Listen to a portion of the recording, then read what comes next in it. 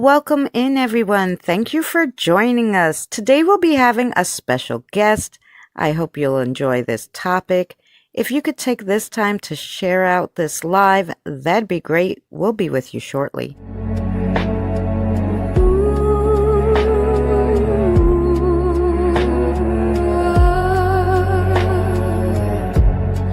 I woke up and realized the world's on fire. That's when I laughed and poured a glass of wine, just staring at the TV, trying to find some meaning, hoping that I'll wake up from this dream.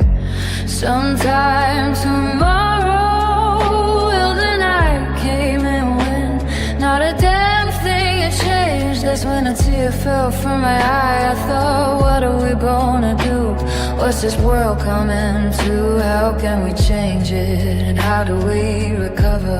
The world's on fire and only we can save us. It's a heavy load. The road is long and we only begun to fight. We can't give in, we can't give up. We must go boldly into the darkness and be the light.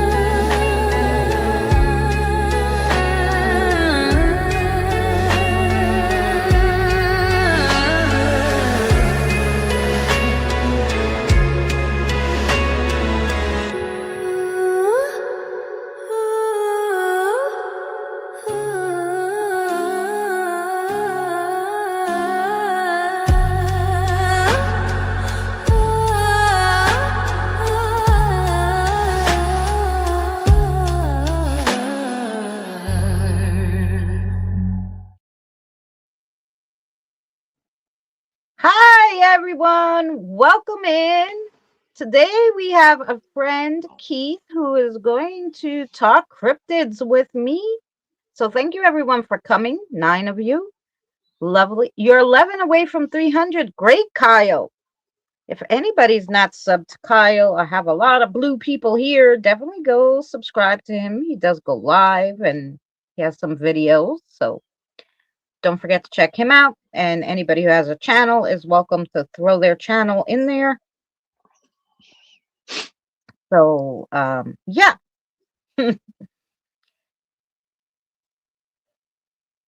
So how are you, Keith? Living a dream. How you doing? Yeah, I'm all right. The great start to the new year, let's say, Oh yeah. Older I get, the less I like the snow, though. I tell you that.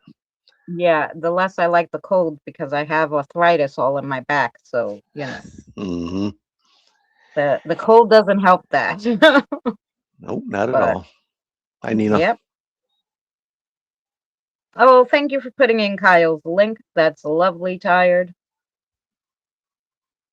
I'll be right back listening. Okay. There you go. There's 11. Fabulous. Nina put it in too. Thank you for putting in the links, guys. Now, Keith, you don't have a channel right now. That is correct. Yeah. Keith is gonna work on it, One of these Oh days, yeah. Keith's gonna have one. But Yeah. right now, Keith is our panel hopper cryptid. Um, should we say master? The cryptid master. Yeah, that's it. I am Yeah. when it comes to cryptids, I'm a professional know nothing. I've just been lucky enough to not get eaten yet. That's right.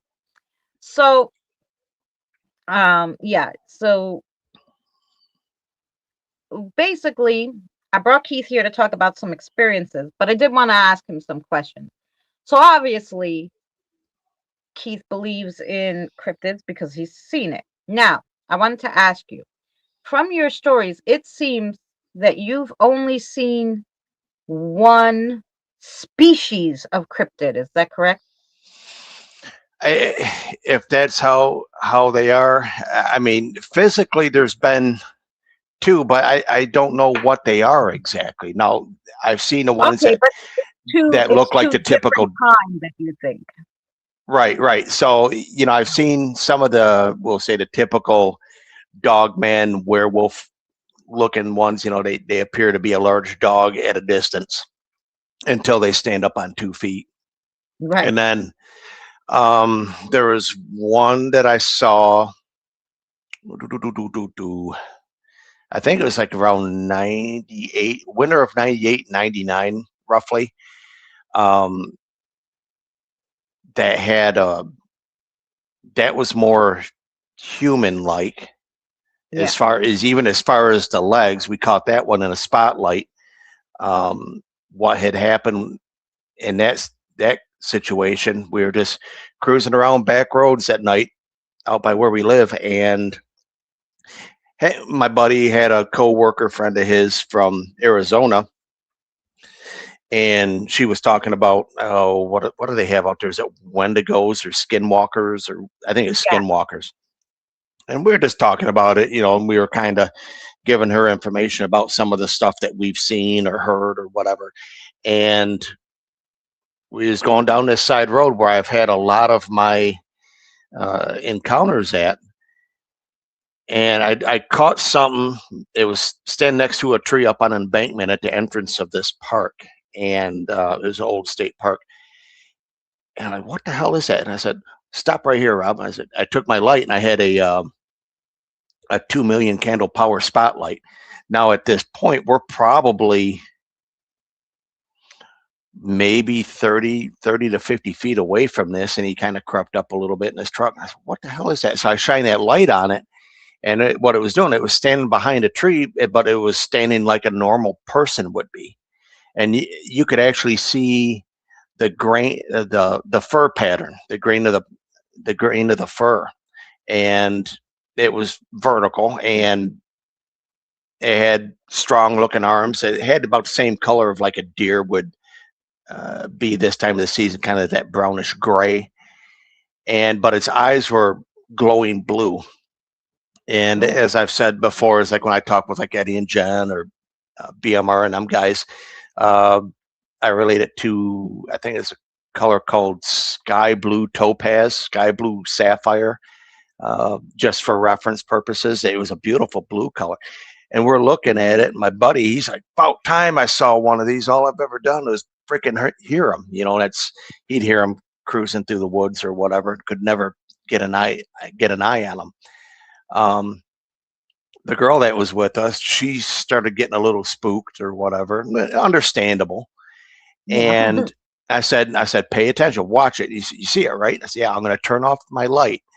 And with the spotlight I had, it kind of had an afterglow effect to it when you turned off the power. Said as soon as that afterglow hits, I'm going to turn that light back on. And as soon as I did that, we caught it mid stride, making a right hand turn and turning to go behind the tree back down into the deeper part of the woods. Yeah. My buddy's like, holy shit. She starts crying. I'm like, yeah, but that was one of the times I've seen something that wasn't the stereotypical dog looking or dog Okay. man or werewolf, whatever. And then at one time, I think it was earlier that year in 98, it was July, we caught one in a spotlight again, and it was probably 75 to 100 feet away from us. And it was again, just cruising out in that back road area, and it's back dirt roads, kind of swampy here and there. And we're rolling down this street, and I'm looking, I was like, oh, check out that tree, dude. Look at all those lightning bugs. And it was just a decent sized tree. It's probably about a 10, 15 foot tall tree. But there's these lightning bugs just all over it. And we noticed that there were a couple large lightning bugs that weren't blinking or moving. I'm like, Yeah. dude, that's something's eyes are glowing. But it was tall. Yeah, I'm talking probably 7 feet roughly. And I said, Rob, watch this. And I said, I had that light, and I said, I'm gonna light it up. And I lit that up with that 2 million candle power light again, and it went like this. Oh yeah. And the way that it looked, the only way I can describe it, and we're all old enough here or whatever, we remember Ozzy Osbourne, Bark at the Moon. Yeah. That's what it looked like. It had a short Mm. muzzle. It was still human looking, but it put its eyes up and it was blinking. You could actually see it blinking between its fingers and stuff like that. It was just trying to, we backed out of that place. But Yeah. again, Right. this is like real early in the morning, and hell, the wife and I still do that. We'll drive around late at night just talking and BSing or whatever the case is. And um, yeah, we backed out of it at that point. And was that Lemmy? Yeah, you can't do anything against them. You are correct. You're just at their mercy at that point. So Yeah. yeah, that's a couple of the instances where I've run across them as to where they looked like a different species or breed or So whatever yeah. you want So, to call okay. them. And but those two both kind of look the same, like a wolf slash Well, well, human the kind of thing. the one it kind of looked human. The one that was standing by Yeah. the tree that I first mentioned, and it had broad shoulders on it. You could see I couldn't see much of from probably mid chest down because there was brush and everything. But and his face was kind of. I don't remember. It's just gonna sound crazy. I remember the eyes. I don't remember the face. Yeah. No, But you know, it happens and because there's also, shapeshifters. So, it could have been because it wasn't fully whatever shifted, I guess, maybe you caught a right, mid shift. That's why you really couldn't make out any features. right, yeah, and that one again. Like I said, that was like white-tailed deer would be right now in our area. That has that brownish gray fur to it. It had about the same. It was close enough that you could see the length of the hair, and it was probably about the length of what would be on a deer. Now, the other one that happened in the summertime, that had long, shaggy hair. It was almost like a dirty blonde color. No. Okay. So So now just go ahead. for the people who don't know you, just what roundabout area, of course, town or city This do you is live in? I'm away from there now. I'm in Middle Oakland County here in Michigan. However, the places where I've ran across these was in places White Lake, Highland, Milford, that area, and that's going to be basically your western border of Oakland County and Livingston County. Which now Livingston County, for the most part, there's some built up places in it or whatever, but it's still a lot of rural area, a lot of farmland, cattle, dairy farms, and stuff like that. Mm. So even in the areas of the Highland, Milford, White Lake area, it's built up, suburban area. However, with the traffic that's out there, it's nothing for these things to cross the road. Even if Yeah. you're, at a distance, some of the things that I've seen out there, excuse me, they just look like obnoxiously large dogs. So at a distance, I'm sure more people have seen them than just me, and I know that's been out in that area. But yeah, so it's all Western Oakland County, Highland, White Lake, Milford. If anybody is interested, and I think I mentioned this with Eddie and Jen, a place that I've seen a lot of these things that happens in this area that's in Highland. It's off of Livingston Road, and one of the places where this happens in this park in the movie Red Dawn, the remake that they did in 2012. There was a scene in there where the kids were hiding out at some cabin, and the dad comes up and gets popped by the bad guy and everything like that. But that cabin scene from that movie, the Red Dawn remake, is exactly where those encounters happened. Oh, okay. So if anybody's interested, they want to go, okay, what does this place look like?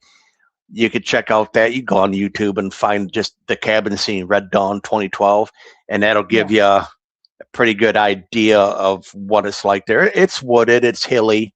There's swamp area, there's a lake. It's all in that area. So Now, so that's funny that the two different ones that you saw were in a totally different area than now where you see these dogmen. they're still in that area. I still go back out there. Yeah. But out by me, I've seen something out here where I'm living now, which is, it's Waterford. Who cares? It's not anybody's going to hunt me down anyway. At least, hopefully not.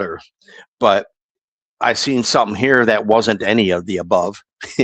Now the wife, she saw something. She had an interesting experience. Actually, I'll bring this one up real quick. This was back in, oh boy,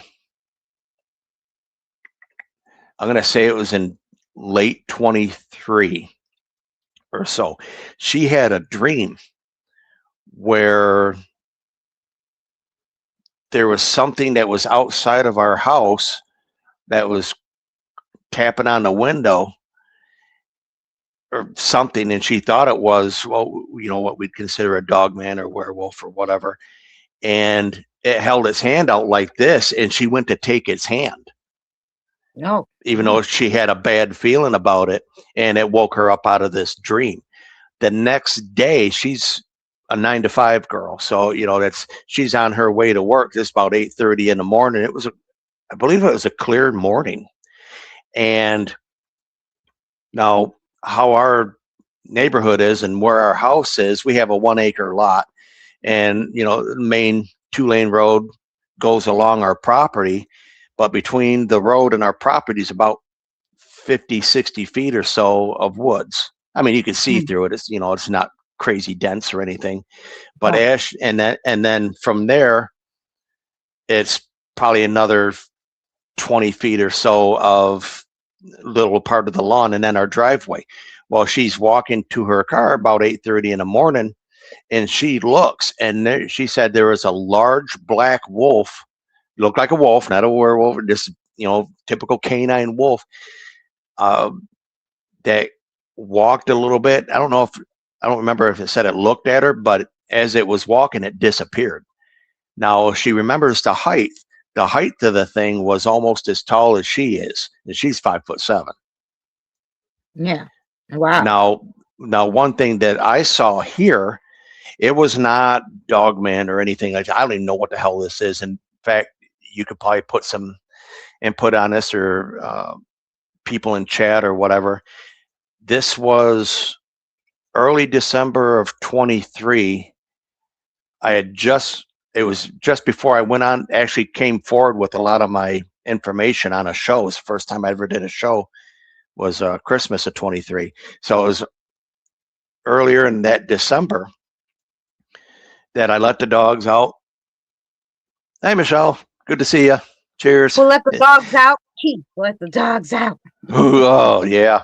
But yeah, I did. I let the dogs out, but it wasn't me. So let the dogs out, and the dogs came back in or whatever. And I look up towards that side of the property, and I have just motion censored lights in there, just nothing crazy, the little solar powered motion lights. But I have them up in the trees, and a light come on, but it was too far from us for us to trigger it. Okay. Yeah. Dogs were already inside, something triggered. And I had it connected to a tree that was probably 4-5 inches in diameter. So it wasn't like a really huge tree. It was like, one of them scrub trees or whatever.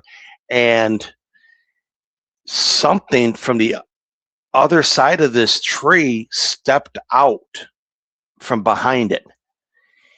And like, what the hell? I was instantly went in my head. It's like, this is some screwed up portal or something, but this thing come out, and what it looked like, it was tall, skinny, but muscularly defined. Kind of how I described before is kind of like Bruce Lee, how he was ripped, even though he was a small frame. It was like that, but it was all gray, but I had a deer's head All right.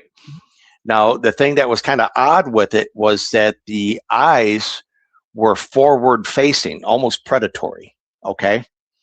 And how the fur appeared on this, even if that's what it was, it looked like velvet on deer's antlers, is what it looked Mm. like. But it was all over its body. It was all the same color, head to toe on this, but the velvet looking stuff or whatever it was, it actually covered the eye sockets, but it was close enough that I could actually see where the eye sockets were supposed to be in this thing. Mm. And on its head, it, God, how do I describe it? It looked like it had, if anybody's familiar with, I think it's the Catholic religion, how they have the miters. Yeah. It's like the real tall, slender hat. It was like that. It looked like it was that, but it was made out of thorns, like real long thorns, like 3-inch thorns. I mean, you could see it in detail. Yeah. And this thing stepped out and it looked in my direction. I did one of these things, but it didn't really pay me no mind. Then I Yeah. walked about another 25 feet or so and triggered my second light on this other scrub tree. It's about the same size to the other one. Just walked towards it and disappeared. Oh, hey, Eddie and Jen, how you guys doing? But yeah, Mhm. I don't know what that was. I don't know what a skin, I've heard of skinwalkers and wendigos and stuff like that. Which I This thing kind of didn't had. No, attack that me. was that was something else. Funny It enough, was, I went to it didn't look like it was part of it, right. like part of its It was physiology. It was like it was some type of like ornamental crown or thing. something. Yeah. Yeah. And it did. And I went out the next day and I measured it, and its head reached right to the bottom of where I had that light positioned, and I measured that light from the ground to the base of the light was 83 inches. That's 1 inch short of 7 feet. Yeah. It was tall. Yeah. And then I ended up the first time I had mentioned that was when I went on Vic's show there, the Dogman Encounters. I Yeah. went on his show and talked about that or whatever, and that was in right around Christmas time of the same year. So yeah, I'm good with seeing those anymore. I don't know what that was. I'm glad it didn't come at me, but it was really creepy. It's kind of Yeah. looked at me like, holy shit. This kind of went back inside. I'm like, I'm good for the night. So Yep. Well, that's what it's funny enough. I took my son to a very, but this wasn't like it was a spirit. It was a spirit that was small but had antlers. And right away, because when we first walked into the place, we were hearing um, Indians chanting and drums. We're in Long Island in a what they call nature preserve.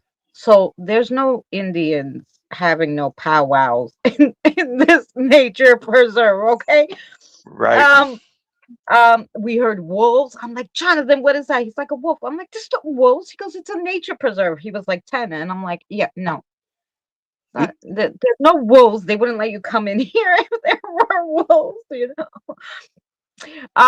Anyway, I said, do you even see any birds? Like, there's no wolf. Like, it was so crazy. And when we caught that little thing on camera, I said to my son, no, it's it had to be like an Indian chief, and that was like, how they would wear different ornaments, the Indian chiefs, or um he said, but why was it so small to the ground? Like, it literally walking, maybe it was, I don't know, maybe it was the size of a rule, like maybe it was 12 inches, maybe it was a foot, so it was really, small walking, a foot and a half. And yeah, so the only thing I told my son is maybe when they manifest, it's easier to manifest small, first of all, so maybe nobody sees you. And or hmm second of all, maybe it's easier to manifest small as a spirit, I don't forget. No, I don't know. But then my aunt had told me that her husband, after he died, um, came to see her. Um, and she heard the gate. She was asleep when this happened, but she heard the gate open, and she looked out the door in her dream, and her husband was there, but her husband was a tall guy. But in the dream, he was like, she goes, I don't know, 2 foot tall, maybe 3. He was tiny.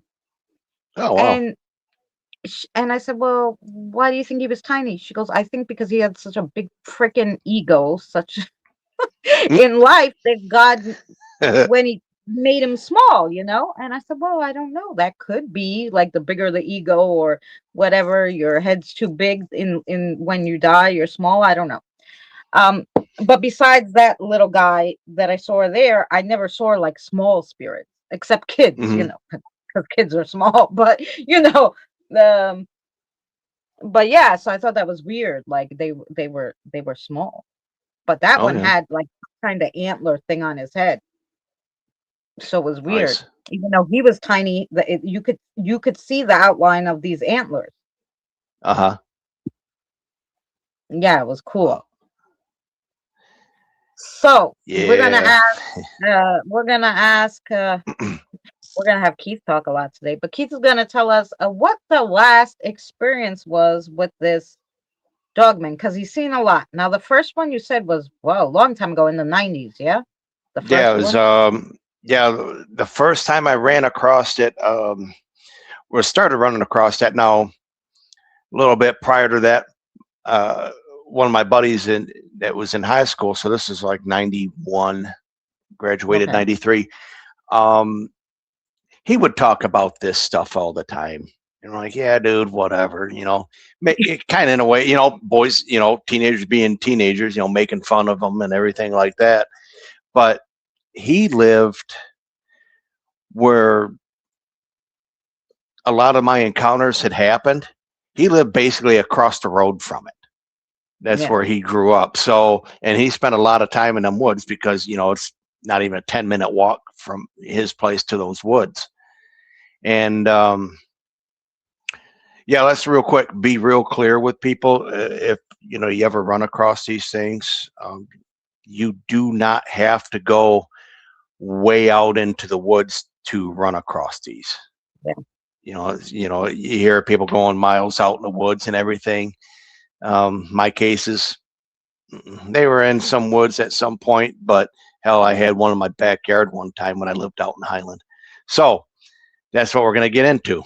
So this was 91 summer vacation. Yeah. This had a little side private road that we went on. We lived off of M59 and Hickory Ridge Road. Again, if anybody wants to look it up, feel free. Um, we used to do these things where we just run around the neighborhoods at night, not causing trouble, just doing what we do. And we were walking down this one side street and dead end street, and we got about halfway down. It's probably a little north end of an eighth of a mile. It wasn't too far away from us, and we heard something in the bushes. Now it was my one buddy and myself, and we heard some rustling in the bushes. And again, it's kind of like how it is here. There's side street, set of woods, and then the people's houses behind it. And we're looking through the brush and everything. We could hear where it was coming from. Just couldn't necessarily see anything or any, like that. But I had one of those old school military flashlights that came with, I think it was a red and blue lens. And I'd put them together because, it was kind of cool. It looked like a UV light or whatever, purple light. And I caught where I didn't see movement necessarily, but I heard it and I was like, okay, I kind of see something here. So I started pushing my way up there like an idiot. And with my left hand, I started pushing brush out of the way, and I climbed up on the embankment, pushed a little more, and now all of a sudden it's just dark in front of me. I couldn't see any of the light being emitted from the house that was behind it. Another one of my buddies, and it was just like completely black. Like, what the hell? So I took that little light, and it didn't kick out much brightness or anything like that, especially with the red and blue lens in it. And when I did, it didn't light up anything, like you getting hit with a flashlight or anything. But Yeah. whatever this was, its eyes opened, and its Oh, eyes were this deep, dark, ruby red color. And they were probably from the far apart. They were probably 4 inches apart from each other and about the size of like eggs or, wow. ping pong golf balls or something like that. They were huge, but they were oval shaped. And I was like, oh, what boys say when they're that age. Yeah. And when I did that, when I lit whatever it was up, it was within punching distance. Didn't smell anything. Nothing growled at me. Nothing. I fell back down and took off running off the embankment. My buddy's following right behind me. We didn't get chased or nothing. Yeah. And now what color this thing was, I don't know. I couldn't even tell you what it was, Yeah. to be 'Cause you honest just saw with you. the eyes, So, the rest was all black, huh? right. So, this was like face to face with me. And it was just dark. It was, and so when I give that account, I don't necessarily say that it's was a dogman or anything like that because I don't know what it was. Yeah. Now, take to Christmas vacation of our senior year in high school. So that would have been Christmas vacation of 92, 93. Okay. Letting my dog out at night, and on our property, he had a decent chunk of property, houses a little far apart. Guy behind us, he had basically a 25-acre golf course is his yard. So everything was clean and mowed, some trees here and there or whatever. So you could see a distance. And right at the edge of our property, I butted up against his. We had a decent sized pole barn. You could fit multiple vehicles in it or whatever. And next to that pole barn, we had a large pile of wood that we would use for heating a house or whatever. And next to that was a 50-gallon burning barrel that was on top of cinder blocks. Now, how tall that was, you're looking at approximately 45 inches. Hold on.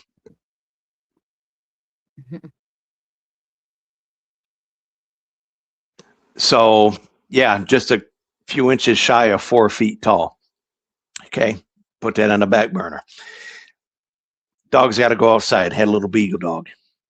Hook her up on a chain. She goes on, does her business, and all of a sudden she starts going nuts, barking aggressively and bowing, however they do it, yowling or whatever you call it. And what are you doing? What are you doing like that? And I started pulling her in, and she's pulling away from me. I'm like, what are you doing like that? And I got her in the house, and when I looked up, standing next to that burning barrel was, I would have to say, it was my first dogman full encounter. And this distance here is probably, I'm going to say probably 80 feet away. Now, given the size of this thing, the top of its shoulders, at the base of the neck or whatever you want to call it, was just as tall as that burning barrel was. Like I said, it's 45 inches. So that's pretty tall, and it was long. It had almost like a rat tail. It was gray in color, like a real light smoky gray color. I thought it was my buddy's Great Dane, but it dwarfed his buddy's Great Dane, and his dog was a different color. Nice. And this thing's sitting there staring at me. And it was standing on all 4 feet or whatever. It never went on 2 feet. But something wasn't right about it. Now, this was near towards the back of our pole barn. We had a light in the front of it or whatever, attached. And this thing's, and I flip out. What the hell is that? I yell at my buddies, had a couple buddies spending the night or whatever. And look at this, and they saw it, and they grabbed a couple firearms or whatever. And they're like, we're going to go get this thing. Yeah, you do you, I guess. And they went out, they went and grabbed guns. And before they got out off the end of that back porch, this thing just decided to go, yeah, okay, I'm taking off now. And it just nonchalant walked behind that wood pile and pole barn. All right. And I'm looking, I don't see anything. And out of for a few moments or whatever, and out of the corner of my eye, I catch this thing. Now it's on the side street. And the side street's just the width of our yards there were, I think, roughly 160 to 170 feet. So it's about that far away from us. And this thing's just staring at me again. And its eyes, that's the thing I forgot to mention, its eyes, they were glowing. And I'm going to say glowing,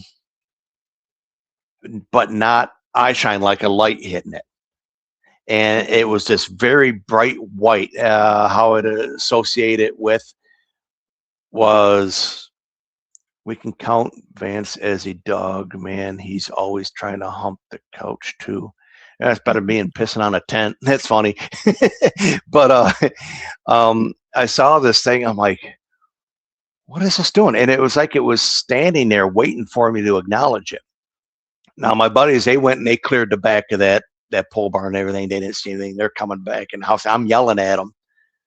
And as I did that, this thing takes off towards Hickory Ridge Road.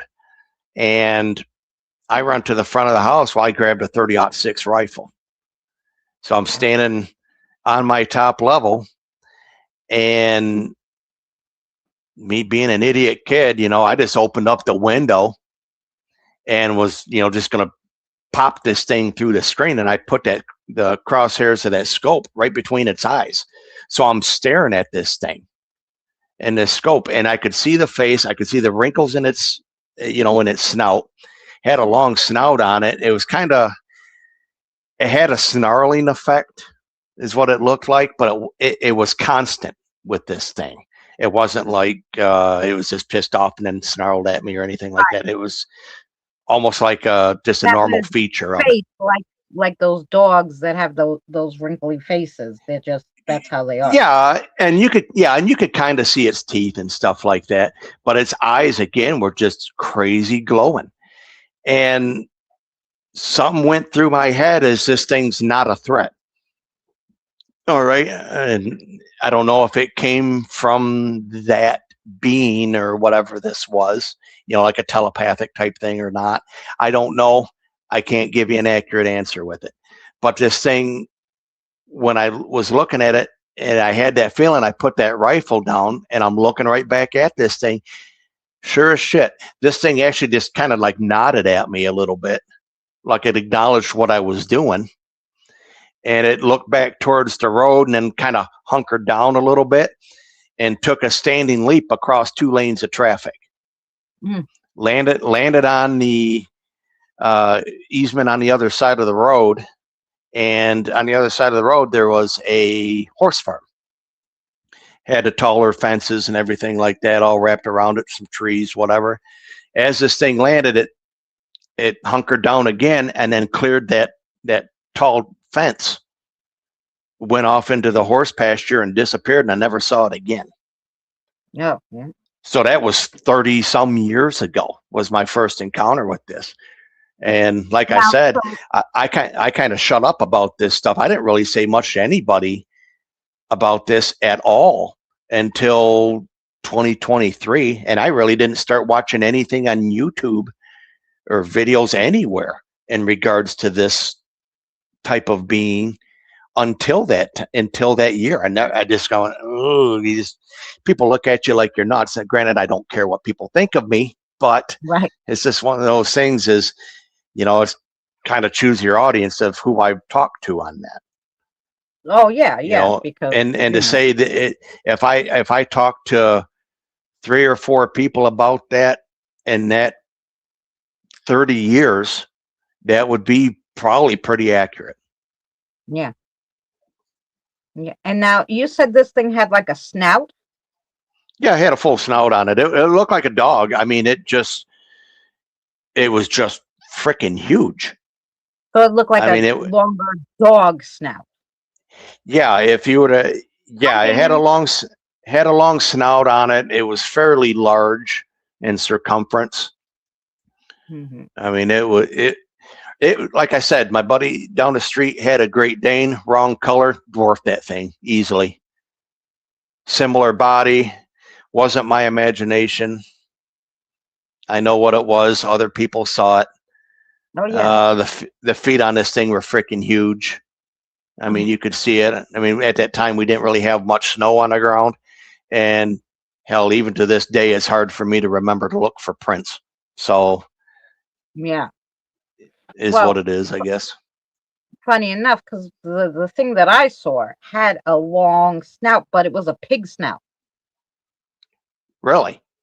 So this, what I saw. So the first I saw it twice. The second time I saw it, we actually made eye contact and we stared at Mm-hmm. each other, and then that thing ran, and I never seen it again.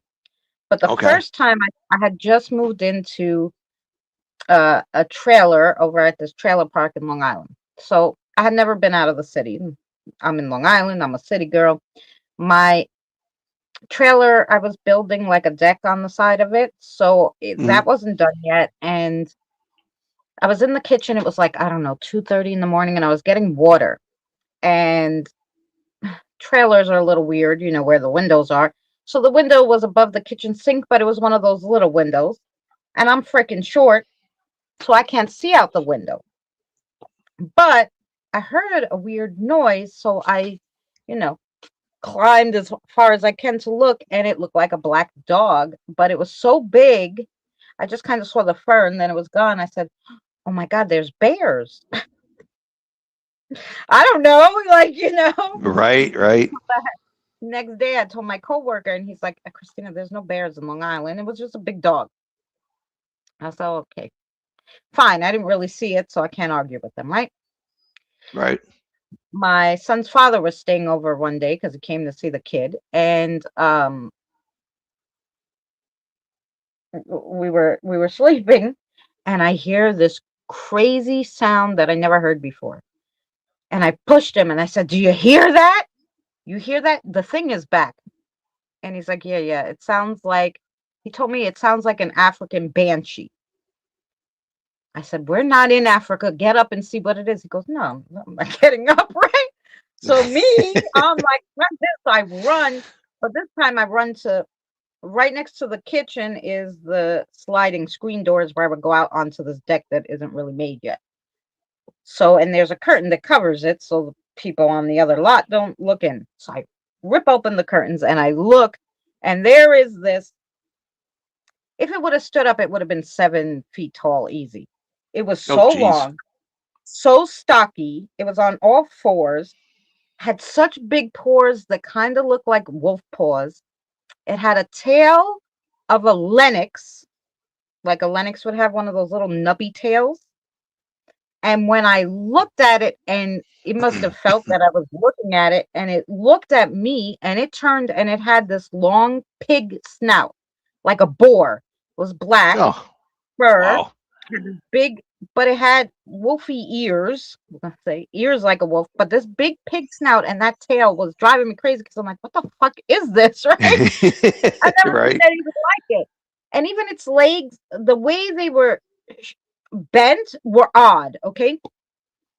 But it definitely had the paws like the wolf and the ears. And I guess the eyes kind of would bend, but the whole thing of the big pig snout threw you off. And I'm just looking at it. And it looked at me and it booked, right? And I was like, should I go, no, I'm gonna look, so I open the door, I go out, that thing was gone. And I'm like, where could it go? So I'm like, do I chase it? I'm like, no, you know what? I'm gonna close this door because I don't know what the hell it is. And that gonna be the end of that. Um, but once we made I never saw it again. But that whole week, besides the fact when I tried to see it in the kitchen, I was hearing it. That noise. I never heard that kind of call before. I never heard it again. I tried listening to every damn creature's calling sound to see, it was so weird. Its that sound that it made, and I'd never forget. If I heard it again, I would know it was that thing. Hmm. So weird. But it had Yeah, that pick. I don't know what it was, I don't Yeah, know that it that's was a dog, man. I don't know what the hell it was. that's gotta mess you up. He's like, "You're a dog. What are you?" At Yeah, that what are point, you? right? I was like, and so I told my friend, I go, I don't know. It was a big, humongous boar, but with no tusk that looked like a wolf. It was a boar and a wolf that got married. No. But I don't fucking know. Like, and he's like, it was somebody's dog. I go, there's no dog. I saw it clear as day. I have a light because I had a light in the backyard. There was a light. The deck wasn't done yet, and there was no stairs. There was just like a, a little stool stair thing that I had to go down, but there was a light on the side. So I said, the fucking thing, I seen it clear as day. I don't care. Like, there's light, and plus there's my trailer was on a dead end, so I was the last one before the next block. So I was on a dead end, so the street light was right there. My backyard was lit up. That thing, it wasn't like it was fucking dark. I told them I saw that thing. Oh, geez. I go, and not only did I see it, at least I had the other ding dong who heard it, you know? Right? So I had proof because he heard it, you know? Um, but Yeah, I've only heard. Man, it didn't I'd have to say, smell. yeah, I've never caught any odd smells. You hear about this smelling like death and blood and all that stuff. Yeah, I've been lucky enough to not smell anything like that. yeah. Is because I got real sensitive sense of smell, and something little just throws me off. But I've only heard something once that I knew was not normal. But then again, Mhm. normal is subjective, I guess. But this was in right around Christmas of 2004. All right. Now, I think this situation was kind of odd because it had a little bit of paranormal to it. All right. Right. So, girl I was dating, she lived there in Highland too. Um, Same neighborhood as my one buddy did. It's all in that Dogman area or whatever. And we had gone down to Milford, which was just straight down the road, 10 minutes. You're in Milford, if that. But this is '04. And for some reason, she decided one night she wanted to go say hi to a friend that was, that had passed away, and she wanted to go say hi at the grave or whatever at the Milford Cemetery. Fine, great. Took her down there. And it was probably 10 to 12-minute trip, uh, you know, doorstep to graveyard, whatever.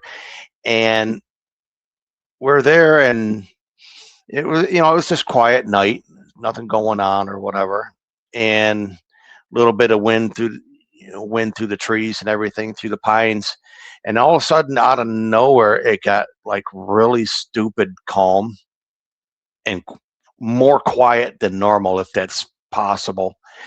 And we both kind of looked at each other like, this is weird.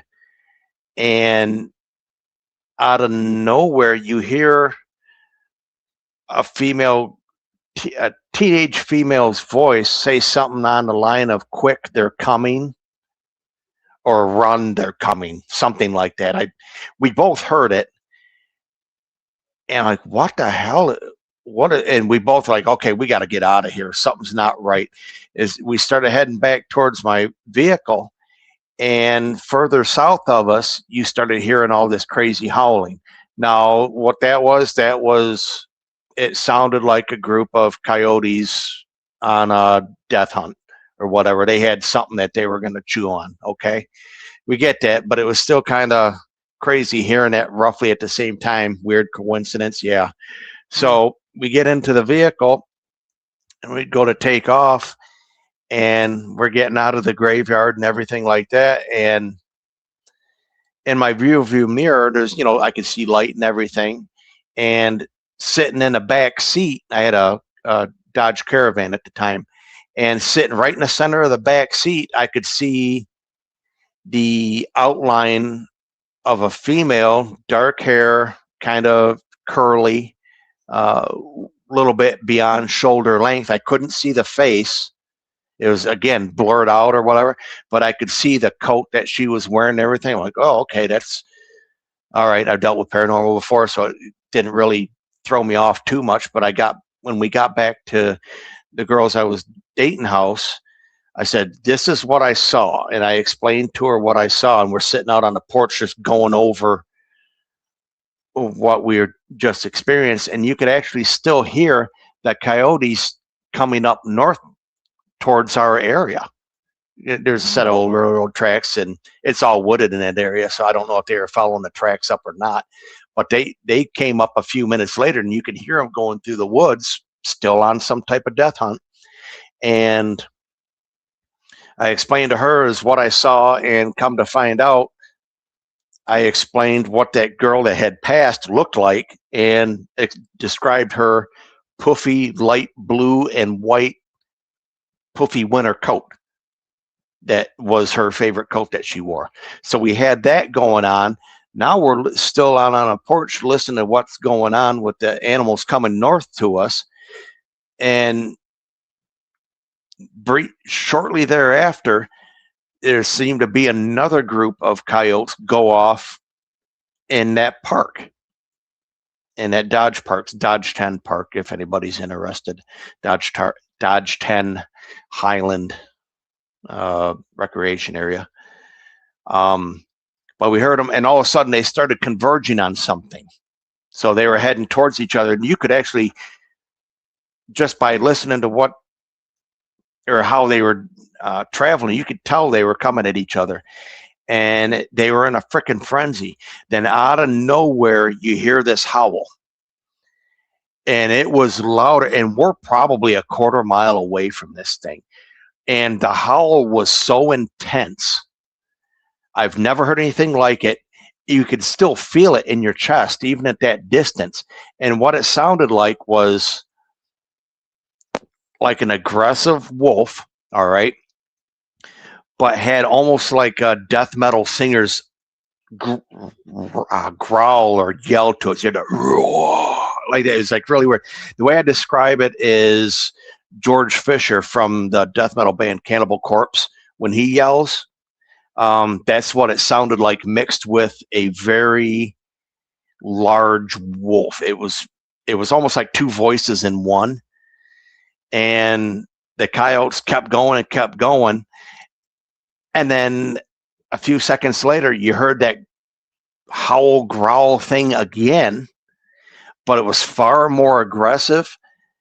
And then after that, it went silent. You heard a couple yipes or whatever from a coyote or two, and it went completely dead quiet the entire night after that. We're just like, oh, hell with that. We just went back inside. What that was, I don't know.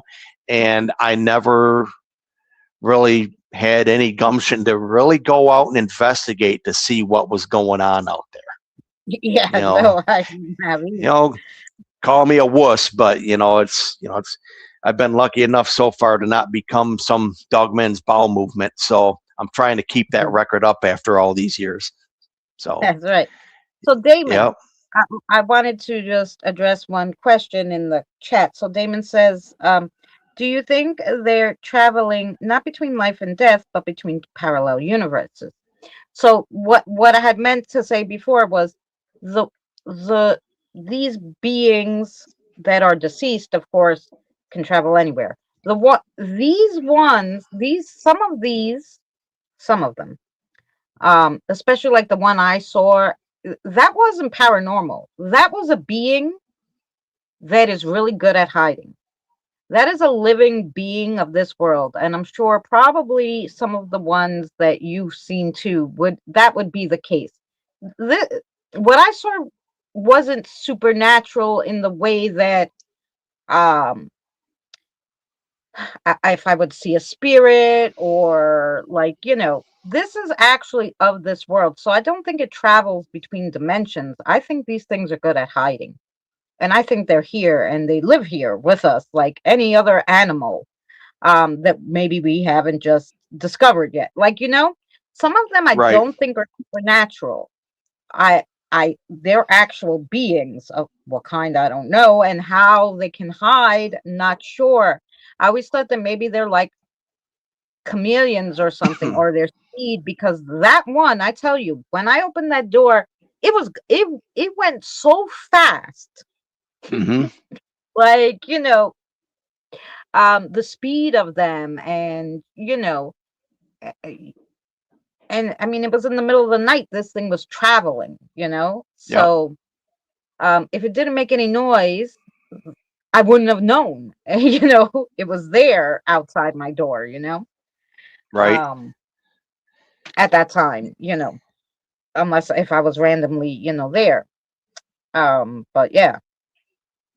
Yeah, it's blood and yes, yeah, I think some of them are not supernatural. The other ones that are supernatural, yeah, they can travel just like spirits can between dimensions. They could go to the fairy dimension, they could go, they can cross, and then they can go anywhere they want. So yeah, those kind of Right. things, definitely. But some of these I just think are creatures that live here, like especially all these dog men that are hiding in the bush, um, that are actually of this world, and we just nobody's trying to investigate them. Um, and they're good at they must like, and I think they must be cannibals in the fact that they eat their dead, because why aren't we finding bodies? Yeah. With that though, with that being said, as far as the question of why don't we find bodies, Yeah, I could go out in my backyard here at any time or wander throughout my neighborhood. There's approximately 17 to 20 deer at any given time. Never once have yeah, I found a body that wasn't hit by a car. So, and you hear the things that, in the Sasquatch community is that the folks think that they bury their their dead. And that's right. possible. I mean, also too, you look at different regions, you get in places that are colder, you know, bodies may Yeah. still Well, be consumed by animals. You get places down south or whatever, say like in the, you hear about like the Florida skunk apes or stuff, the loup-garou and down Louisiana. Been to both places, nice place to visit, not one to hang out in the heat, but I mean, you throw something out in those swamps, how many days is something going to last before it's yeah, ripped to shreds by something? So that there. Now, as far as being flesh and blood or a spiritual of some sort, extra dimensional, uh, whatever, working with the Fae, I I'm on the fence about it because of well, I the agree with you. Like, way. Fae folk are in the dimension right under us, from what I can. Okay. They are interdimensional beings. Hmm. They're also like, you don't see them as much because they're not really of body. You would mostly see them third eye in twinkles in light, um, by light. They're like,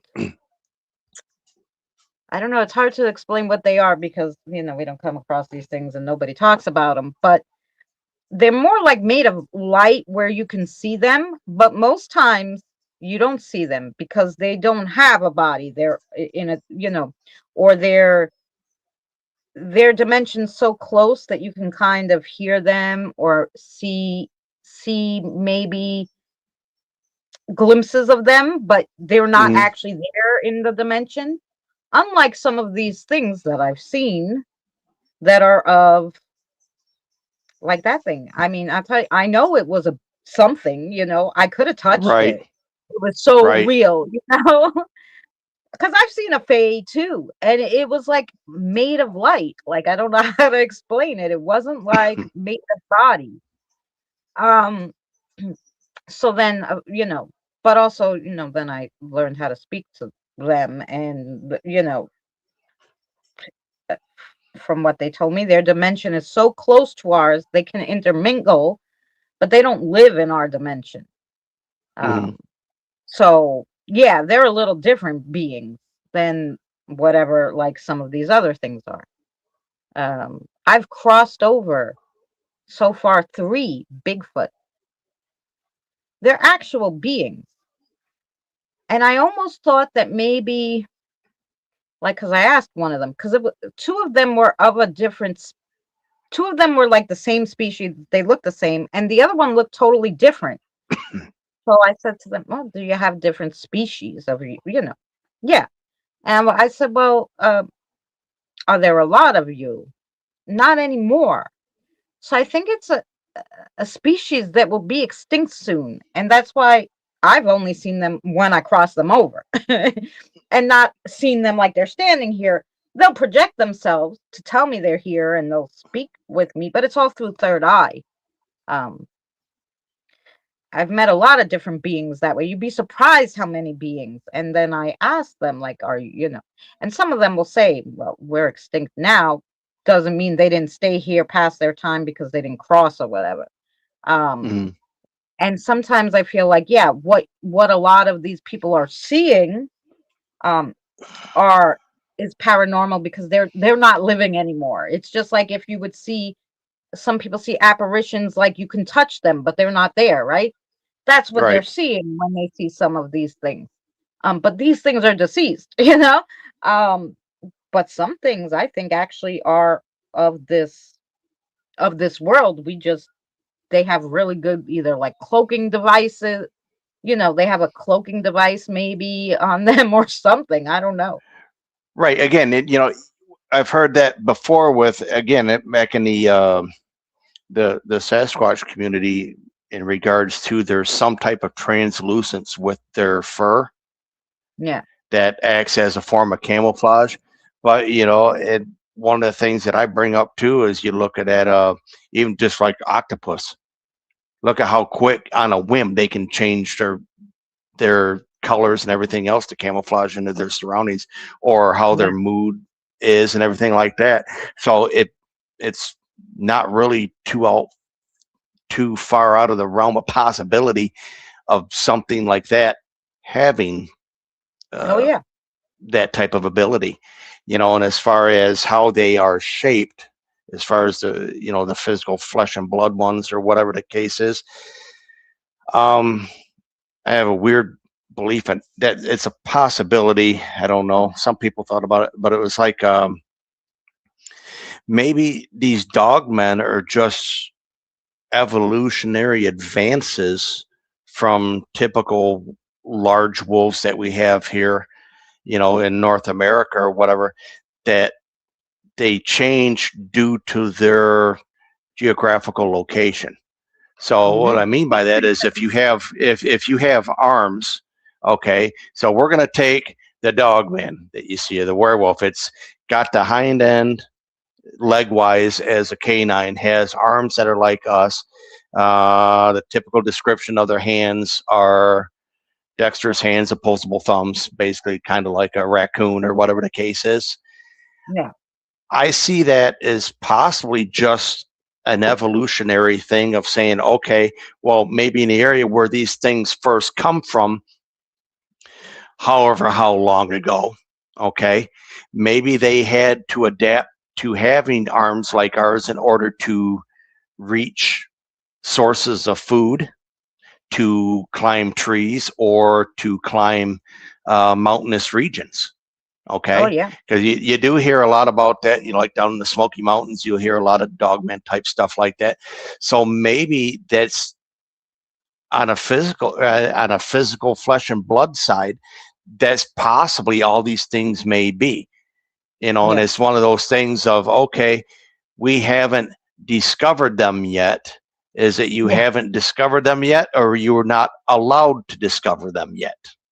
Right. Well, and So then I always think too, like not always only is there evolution, but I always tell people we're also as people taking over so much forest land and all this, right? We kind of got rid of their habitats. Now yeah, people are like, well, they're out in the wild. No, you think where you live in in your little forest there is in the wild in Michigan? No, not really, right? Not anymore. yep, It's not out in the wild because people are so close. yep. So I think that maybe that they're because a lot of animals, believe it or not, whether they, because I was looking it up, can interbreed with each other and make babies. And I think that there's different things that are doing it because now they're all so fucking close together because we got rid of half their land, and these animals are coming across each other that they never came across them before, and they're like, oh, I'm gonna screw this one, you know. And then, R- you r- know, because there's a lot of different animals that can, you know, intermingle. They right. don't, but you know, what if because of the fact that we're cutting all their land and everything, that they're intermingling, and these are the product of these children of these two different animals? Very possible. You know, it's, you know, like you're saying there, here in the state or whatever, we don't. The bottom half of the lower peninsula is it's still rural in some areas, but it's pretty well built up. But once you start getting, say, north of Saginaw, which is roughly, we'll just say the center of the state. Once you get north of there, it starts getting pretty wooded, and you get up into the UP. Holy shit! There's places up there you could be on the road, walk off the side of the road, walk 5 feet into the woods, and not see the road and get lost. Yeah. You know, Well, and yeah, and there's that's what places it like is, that. you know? Yeah. So But you know, there's road there, so people travel. There wasn't yep, road there maybe 20 years ago. So yep, these animals are like, what the frick is going on? We weren't right, going up there in their territory, you yep. know? Yeah, and you go into the UP up here. There's you and we did this one day a few years ago. We were out camping. Me and my buddy stood out in the middle of one of their main highways up there, had a half an hour conversation, and not one car passed us. Yeah. You know, there's places out there that there's nobody, there's nothing, and I see that somebody earlier talked about a lot of places on this planet that um, are undiscovered or whatever. Yeah, absolutely. Even in states that you think would be fairly well, you know, looked into or whatever the case is, you know, there's places that there's, you know, that's like, what do you guys got out there in, was it New Jersey? Is that the Pine Barrens or whatever? Oh, well, Is I'm that, not in New Jersey, I'm in New York, but even in yeah, when yeah, you go yeah. from But I'm New saying York is there's a City place to like Long that there's Island, nothing there. Uh yeah, huh. even when you go to like places in upstate, there's plenty of places where nobody's living. It's freaking cold. It's in the mountains. You know, you're not going there. You know, Right, right. but that's but also, like I said, in the last 20 years, the land that we've taken over from Mother Nature has thrust these things all over the place, and you know, and I Hmm. think that's why we're seeing them more and why it's coming about more. 'Cause 20 Yeah, you years know, ago, there was more land for them and they weren't coming near us. Now we're building a road right through their damn house and they have to jump over the road to get to the other side, you know? right. You know, that's like I said earlier. You don't have to go miles out into the woods to run across these things. You Yeah. don't at all. I mean, it's a small town, like I said, Highland, small town, Milford, same thing. You're surrounded by metro parks. At any given time in the middle of the night, early mornings, you could walk your little ass right across 4 lanes of traffic and not see a car for a Yeah. while. So it's nothing for them to travel. But again, you know, like you say, we keep building, encroaching on their house. You know, they're going to come on ours eventually. Yeah, you're going to see them. They're going to you know, and I think too a lot of these, you know, because you don't hear of you'll hear a lot of people see them and run away or take a video and run and what these Right. things are not attacking us. Nope. As long as probably you don't attack them, they won't attack you. You don't hear of too many people saying Bigfoot attacked me. No, Bigfoot Yeah. don't want to Right. be bothered with you. It just wants you to stay the fuck out of their house. You know, Right. like You know, and that's what the augment. I've ran across these things many times. Okay, yeah, and there's been a couple times where I was like, okay, it's in your best interest to vacate. But don't get me wrong, they are intimidating when you run across them. That adrenaline gets kicking because that's something you just don't run across, Yeah. on any given day or whatever. So, the intimidation factor is always there, and you hear multiple stories. If that's what they like to do, they'll show their teeth or smile at them or something like that, or and really get under your skin a little bit, I guess. And I've been close. I've been really close. One instance back in, I think it was January of '94. All right, this is back in that area where I was, from what I was talking about earlier. My one buddy that lived, across the street from where all this stuff happens, him and I were out sledding on this hill, and it's right at the edge of that Dodge Park is where it was, and we were out there sledding, and it was just after 4:30 in the afternoon, and we're sitting there, and he's on my right.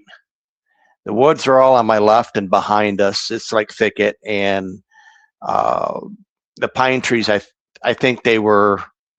I think it was like a forested area where they went in and harvested everything and replanted, so everything was kind of nice in rows and everything at one point. But we're sitting there sledding, and at one moment we're just sitting there talking, and we hear something kind of crunch in the snow, like it landed. How I describe it is you watch the videos of like a coyote or a fox pouncing on top of the snow going after a mouse or something. It's kind of what it sounded like. It's just like you just heard it. And we looked around, we didn't see anything. We're like, oh, okay, that was kind of weird. And we just kept talking, and we heard it again, but it was closer. And now we're kind of getting like, okay, what's going on here? And we looking, don't see anything. Went back. We watched a couple kids come up, and they went sledding. They're standing at the base of the hill, and all of a sudden we hear that crunch again, and it was close. I mean, it was like really, really close. Now my buddy, he's sitting, like I said, to my right, and we're shoulder to shoulder basically. And he does one of these things. He kind of leans past me and looks to my left. He looks back at me, and as he's turning to look at me, he turned pale. His eyes got huge. You could see him starting to sweat, and like teardrops starting to form out of his eyes and everything like that. And he takes off down the hill. And I'm like, what is going on here? Like that. And I just I was hesitant to look, but I did. And I looked real quick, and I'm looking, and right directly off my left shoulder, it was that perpendicular to me, so I could see front to back, and it was facing, to go behind me. And this thing, how I describe it, it almost, God, I hate using American Werewolf in London, but it had the similar body style. Its hair was short. It had, again, that brownish grayish short hair. I'd say kind of like a golden retriever, black lab, so whatever, a couple inches long. But it had a freaking mane on it like a lion. No. And that was a dark brown, and it went to the center, right to the center of the top of its head, poofed up on its head, covered both of its shoulders, and then formed like a V about halfway down the center of its back. And I'm like, what the hell is this thing? And I'm looking at it, and I knew something was there, but I couldn't believe it was there. Does that make sense? So I'm looking at this thing, and I'm sitting on this sled, and it was crouched down just a little bit, because at this point I could see its arms and its legs. Couldn't see hands or anything like that because they were in the snow, but it was crouched down a little bit, kind of like almost like a cat would do if it's going after, stalking. And from its front shoulders to its hind end was approximately, I'd say, 4.5 to 5 feet in length. There would be no way that I could put my arms around its chest. It had a very barreled chest on it, very muscular, slender rear end. And I'm looking at this going, this can't be real. And it started moving, and then you could see muscle definition. This thing was built like a freaking tank. And I could see, as soon as it was going through the brush a little bit, it came into a little bit of a clearing. And then at that point, I could see its head. All right.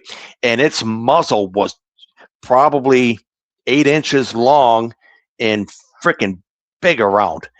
And you could actually see like the wrinkles in its snout and everything. It had a long, like I said, a long snout on it. And it kind of looked at me a little bit. Like it looked at me almost like it was like, oh, I see you.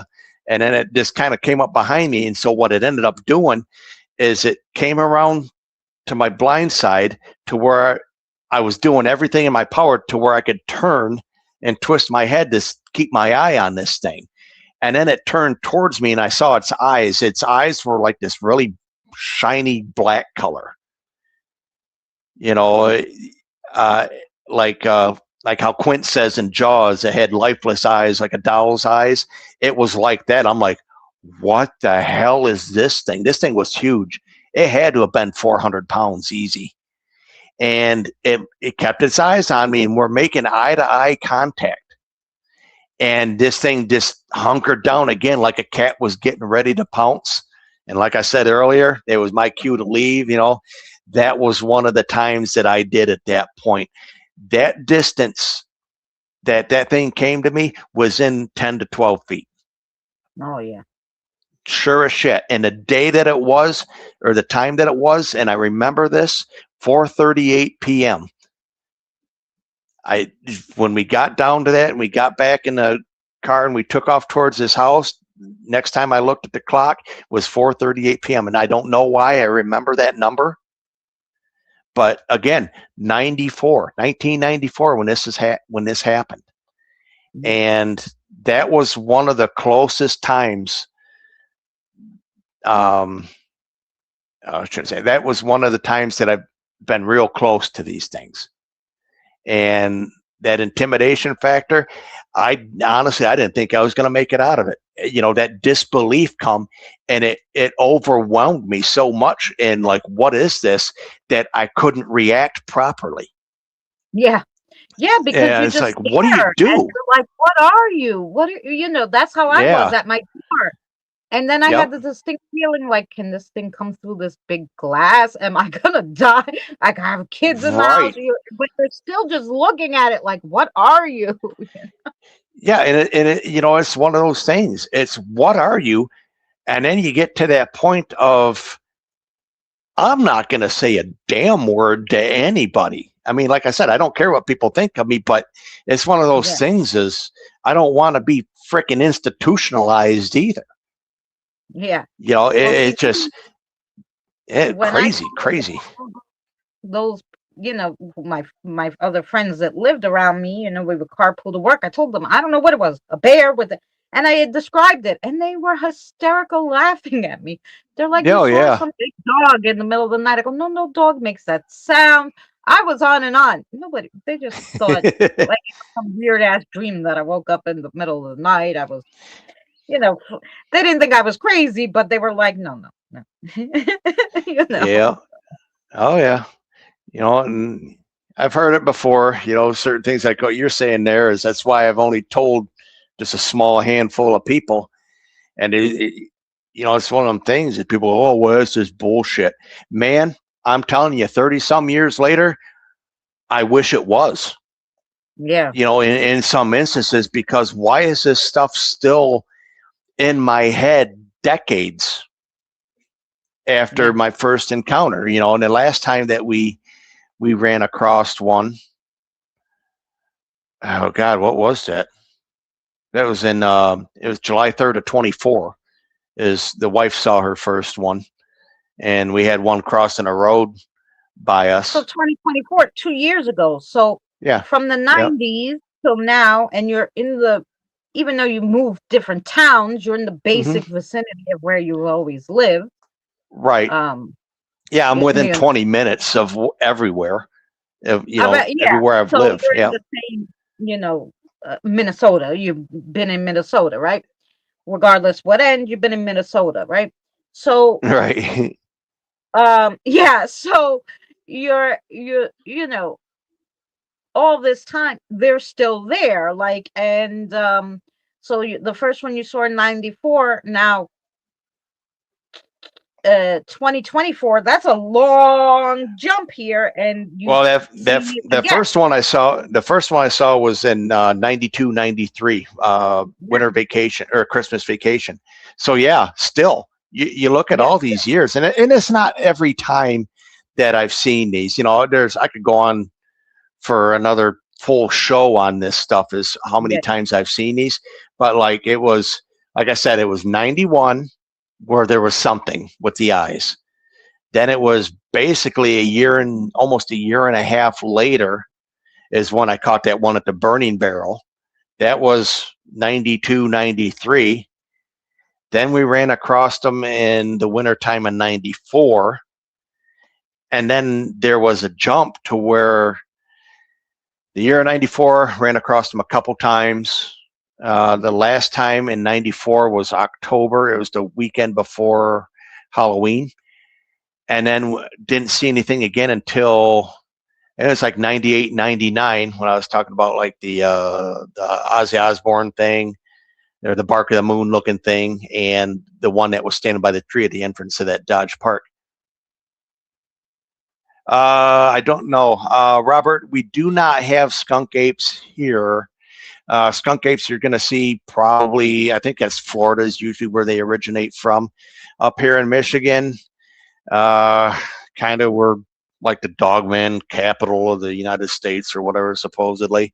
And there's been some pretty interesting stories coming out of the Upper Peninsula in regards to uh, possible Sasquatch and dogman and some other weird shit that I just kind of go, well, I can't deny it or can't say it's BS because, you know, of what I've seen. So hopefully that answers your question. Back in it was like 98, 99. All right. And then it went quiet until July of 2004. July of 2004 to roughly year's end of the 2004 area. That's the one I was telling you about where we heard the howls and stuff like that. yeah, That whole time, though, that few months, whatever, 5 months or whatever it was, that was pretty crazy with stuff. There was dogman, paranormal, demonic, weird shit, portals, everything like that. It's one of the only times I've ever seen a portal. That was crazy. But and then it went quiet again from there until, ooh man, I think it was June of 2000. No, that was no, I'm sorry. It was fall of 2000. Was it 2013, 2014, roughly? I ran across something in a metro park here that I got close to. And then, you know, the one there's I talked about earlier in the show with it knocking on the wood or whatever the case. Well, I was telling you about pre-show. yeah, That one was, I think, roughly around that time, but I don't know what it was. I didn't see anything. I just heard it, and it just really made heard me it. unsettled. All right, and then and to that point, and then it was like June of 2019, and then it went from June of 2019. We saw something. I think it was 20 or 21, and then nothing again until July 3rd of 2024. Oh yeah, So it's not like I can just go out. You know, it's like I told, you know, like Eddie and Jen and Bigfoot Michigan Rob and Tex from Texas Front Porch. I don't know if you guys watch them or not or whatever, but yeah, you know, it's like I told them if I could go out there and charge admission to see these things, I would. But you know, you, it's not it's not all the time I see them. right, So it is what it is, I guess. I'm just glad I've never been attacked or uh, you know, ever even heard about anybody getting that I know of getting whacked by any of them or anything. So yeah, I guess that's a positive out of it now. yeah. I think mostly, like I said, they probably want us to stay away from their land, and of course, if there would be like babies involved, because I feel like they would be like wolves, like in packs, and Hmm. if there's babies near, you might be in big trouble if you go near a baby. But just you see them, most people's instinct is to run like hell, so they're like, oh yeah, let them run. We're not going after. They're gonna run, and Right. that nobody's going to believe them anyway. They're probably very smart. Wolves are very smart. Oh Um, yeah, and that's a thing too. With how the behavior of these things, I think also has a lot to do with the land that you're on and your ancestry. Now, my one buddy that I went to school with that would tell us about these things. I went sledding with. He got into a little bit of a run in with one that he learned the hard way. I mean, it didn't kill him, but you know, it persuaded him quite heavily to not go back in there with weapons. yeah, But he was one of those guys of, I'm a Viking, I'm this, I'm that, I come from this region, and he had that, I'm a Viking, I can beat anything I run across, one of those things. And he yeah, went in yeah. there I looking have a for gun, he so these animals yeah. are no match. Yeah, Yeah, well, yeah, he went in there with a knife. It was either a knife or a hatchet, oh, and he learned the hard way. You don't do that. yeah, Now, myself, where this area is, where I've seen all of these, this is actually the same area where my native ancestors are from, and to where we all pretty much still live. It's the Potawatomi Indian is Potawatomi tribe. That's what quite a bit of my ancestry comes from. Okay. right. And that's all in that area. And, in fact, um, my great grandmother was taken from one of those areas. And that's how she became a wife. She was taken. And that was out there in the north end of White Lake. And then that side of the family, it was French, Potawatomi, and Cherokee. That was the immediate family. And then we had some other family members out west that were part of the Apache crew. So that was my ancestry. So I think what goes on as to where my buddy gets jumped by one of these things because he's out there with an attitude. I think on a spiritual level or paranormal level, however you want to look at it, is that they see people like myself or that are native to this land, from, the First Nations or whatever. I think they may recognize them and be it like it's almost like passed down throughout their generations that our generations of people aren't going to mess with them. Does that make Yeah, sense? yeah, yeah, So yeah, yeah. the behavior patterns that are put towards other people, I think that really has something to do with people's heritages, Oh, yeah. background. So, it's just something that I think of. And it's, like I said, it's had buddies go out there with weapons and they either don't see anything or they get handled. I'll go out there. I got my 45 strapped on my side. No problems. They don't Yeah. run from me if they run across each other, and it's not when I carry Well, and for you that, it's also don't not raise for, it and threaten them. It's, you yeah, know, I'm not, what I carry is not for them. yeah, I'm not afraid of them. I mean, don't get me wrong. Like I said, they're intimidating. They're scary as hell if they come cruising by you or something like that, But then again, so is a shark in 2 feet of water. So, yeah, and they don't see me as a threat. I don't see them as a threat, and I don't take it for granted. I'm not going to yeah, go wandering around in the deep parts of those woods there or whatever the case is, but yeah. it is what it Because, like I is. said, if you come across where they live and there's babies, you will get. Mm-hmm. You don't want to mess with that crap. Um, Nope. I but made that also, mistake you once. know, Yeah, I think it's they also talk to each other. So, if Oh yeah, now you've seen these things so many times, they're probably like, "Oh, that guy. That's the guy that used to live over there. He ain't gonna do nothing." right, But right. Yeah, I ain't gonna mess with. It's like one of those things is put his gun if I am down. that if I am that scared of something, I'm not gonna go out there, and I'm definitely not gonna pick a fight. You know, Yeah, that's just ridiculous. It's one who's gonna believe me, yeah, and I don't really, in the event of say there is a situation that I have to defend myself and I make one of these things go nighty night or whatever, what organization is going to come after me and have some questions? We had a thing here a few years back. I don't know if you guys ever watched it or anybody in chat. He talked, it was a Joe Barger is the guy's name. And he had an issue here. I think it was up in the Manistee National Forest where he had actually shot one, and some powers that be had to come have a chat with him. oh, see So that? it's one of those things of, Like, oh, do you want any, it's like, do you really want any of those imperial entanglements? No.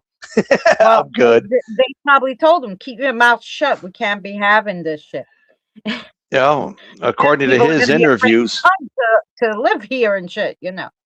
according to his interviews that I've seen him do over the past, excuse me, few years, they proved a point that they could get to him at any time is that they confiscated his firearms and froze his bank accounts just Yeah. like that.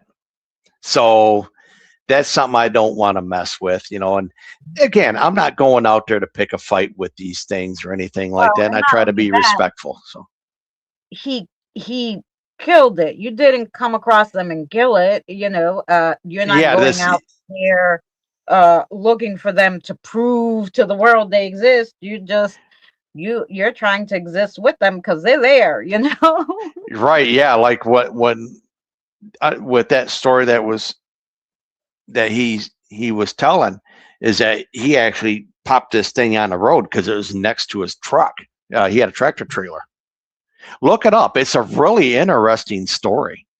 I mean, if you're interested in to see like a little bit of the history of what goes on in this freaking state for these things, but Yeah. yeah, we got a pretty cool history in regards to these, from First Nations to the Wexford County issues with lumberjacks. I think it was like 1887, something like that. Manistee National Forest, a lot of weird stuff went through there, as far as we'll say cryptids, and also some dark. I don't know what it's called. What is it? What it's like dark black magic for Native Americans. I don't know. I don't know what the name of they call that. It's like dark shamanism or something like that. Oh, But there's a lot of weird stuff that happens in that area of the state. And that's a huge forest, the national forest, the Manistee. That's big. yeah. That's like thousands of it at least. Now that uh oh, you said it was on the news, right? Where this guy killed this thing. I'll have to try to Well, look it up. I caught on YouTube Joe Barger. I think it was Barger is his last name. Look it up. I mean, that'd give you something to look at. Yeah. There's a few. I've seen him on a few documentaries. I know he is with. I think one of the latest ones that I saw him on was, I think it was one of the Dawn of Dogmen from Small Town Monster Group. They had that. They have a lot of cool documentaries on that type of stuff. But watch Oh them. yeah, the interview, this one. Okay. I'm Yep. gonna And grab if the okay, link so I can share it. okay, and then The if man if who if you're killed in the a dog man. That's what it's called. yeah, he shot that damn thing in the face with a 45 long Colt. That's a lot of oomph at close range. But Yeah. if anybody's interested in here, I don't know if you or your chat folks want to expand on who they listen to. Checking out like Bigfoot Michigan Rob has a cool what do you call this channel? Texas channel. Yeah, Front Porch, Blonde and Booze, of course, Eddie and Jen. There's a handful of these yeah. paranormal Pauls, a lot of them. So look them Well, up. now I They're put a cool lot of my stuff. chat on to Eddie and Jen, so they're Hmm. cooperative. Yeah, So, yeah, um, yeah. You can ask Jenny or Eddie and Jen about them. They're a good group of people. yeah, yeah. Um, where the heck is the share? Uh, Yeah, Okay, I gotta so get a that link channel. I that I gotta get a put in, channel up and running. Go ahead. yeah, that link that I put in, the first one is for the I Shot the Dog Man interview, and then this one here is for Bigfoot Michigan Rob, if you don't know who he Thanks, is. Tina. Cheers. uh, yes, yeah, Keith always does a good job with his explanation. Does anyone in chat have any questions, or did anyone in chat ever come across one of these that they want to tell us something about? Um,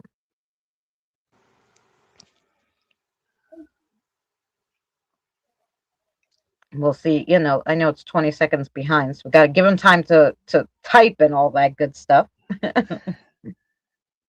I grew up in Michigan. Oh, cool, Oh, Tina. nice. I should I have was known actually that.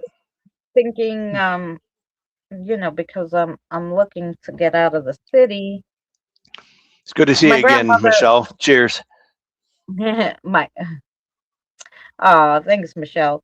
Um, and my boyfriend's in Canada, so I said, well, hopefully, so I was thinking to move to like Minnesota, you know, um, because my daughter's in Indiana, but I don't want to go that far. Plus, Indiana's like, unless you live in Bloomington where you could get to everything, you're kind of screwed because there's no like buses and I don't drive. So, you know, I need somewhere I could get around. um, but my sister has a business. Her and her partner have a business up in Michigan, which is like some nerdy. It's a bar for nerds, I call it. But anyway, it's a bar that has all like it's a gaming theme, like movie theme kind of bar. So it has all these, the nerdy things all around it. Like, it Okay. has like some kind of map from one of the games, or like they hand drew it in under the bar and resined it and like crazy. Oh, well. But yeah, so it's some kind of bar like that where each section is like, you could sit in Doctor Who's like telephone booth or something, like, Oh, wow. and so it's like kind of like a bar like that. So yeah, I'll have to get the address for you and send it to you. Maybe you're near there. You could stop by, check out the That'd bar. be, check it out. Why not? Say Christina sent me, huh? Yeah, Stephanie's sister. That's my sister Stephanie's, partners with the guy, but she didn't move down there. She lives over here. She's Okay. him and his girlfriend moved up there, and they live above the bar. And my sister was thinking about it. See, the problem is we have, my grandmother, which is basically the last matriarch of the family there. My grandmother on my mother's side, she just turned 97, and she's in the nursing Oh, home wow. over here. So none of us want to move Right. until, she takes her trip to, the other side. Because who's gonna go back and forth and run for the funeral? Like, we want to still visit her as the last, like, well, we've been saying now for the last 4 years she's going any minute, because she's broken her hip twice, she can't Oh, my walk, then Lord. she broke her femur and this and that, and then she started to lose her memory. She didn't know when, but and now she's better. And I'm like, what the fuck is going on? This lady's gonna live longer than I am. By the time she goes, I'm okay, you know. But but yeah, that's what we're all waiting for. And then my sister might go up to Michigan, and I'll probably go up to Minnesota. But yeah, Yeah, I swear Michigans are a um, half an hour from everything. That's what it seems yeah, like.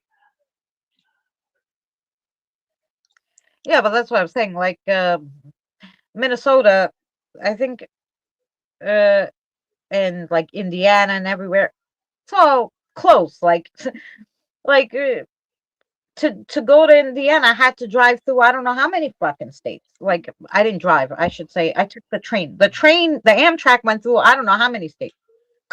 Right. Kentucky, Chicago. Oh, I mean, New took a Jersey. long I was way. Took telling the you, scenic route. imagine Holy cow. to get from New York to Indiana, you know. Hey, Yeah, Kim. forget a straight shot, right? Yeah, no, because we were on Amtrak. I mean, I'm like, holy crap.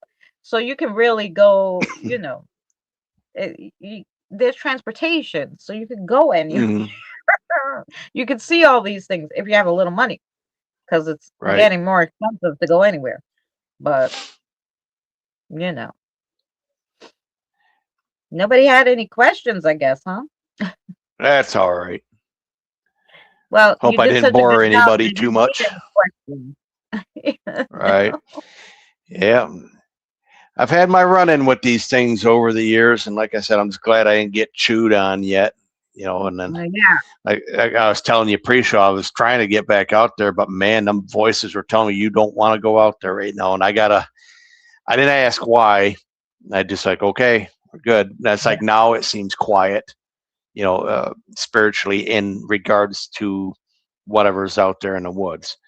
yeah, So maybe hobble my busted ass around there for a few minutes, but yeah, yeah, yeah, yeah, yeah. a couple of Take weeks the, ago, I you was like, I know, take a want to really go, but good camera and just drive with your camera. I mean, so many people pick up things from the side of the road, you know, like oh yeah, that they're like watching from the side of the road. So, like you said, you don't have to go so deep. You might be able just to have a good camera and catch them on the side of the well, road. that last one that we saw there in July of 24, it was crossing the road. It was on one of these back dirt roads. Crazy enough, or we were going to go camping there that the day after, and we did, no problems. Didn't get stalked, nothing, no issues, no noises.